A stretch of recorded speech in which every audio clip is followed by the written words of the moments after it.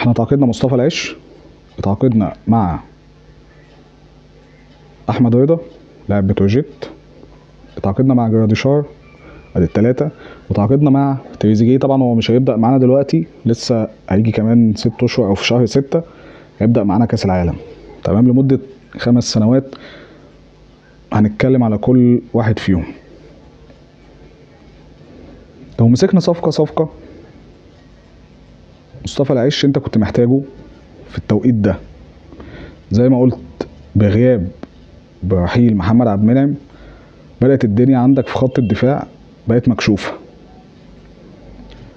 وبان ان رامي وياسر كورتهم قليلة جدا، انت ما بقتش عارف تبني هجمة ومش عارف تطلع بالكرة من تحت، وده مش عيب، ربنا خلقنا قدرات.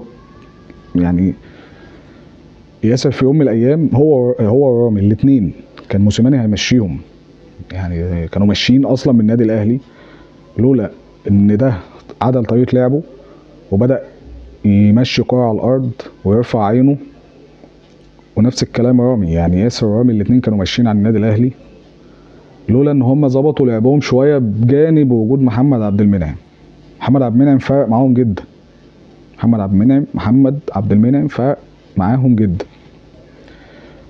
فكان وجود مصطفى العش بتدعيم خط الدفاع، مصطفى العش واشرف داري لما يرجع اللي احنا لسه مش شايفينه، ان شاء الله خط دفاع النادي الاهلي هيبقى اقوى من كده. ماشي، جبت انت احمد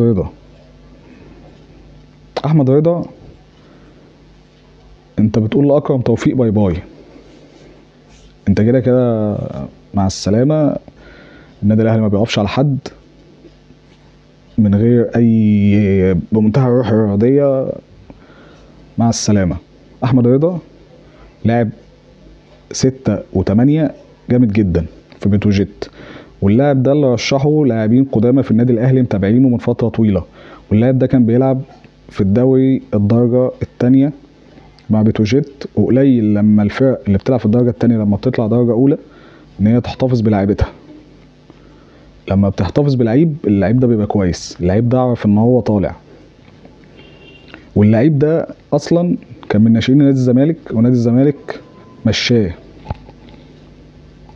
ف ترشيحات ناس كتير من جوه النادي الاهلي من اللاعبين القدامى اللي دربوه واللي شافوه في المنتخبات الصغيرين والناشئين رشحوه للنادي الاهلي لحجز مكان في نص الملعب. كويس.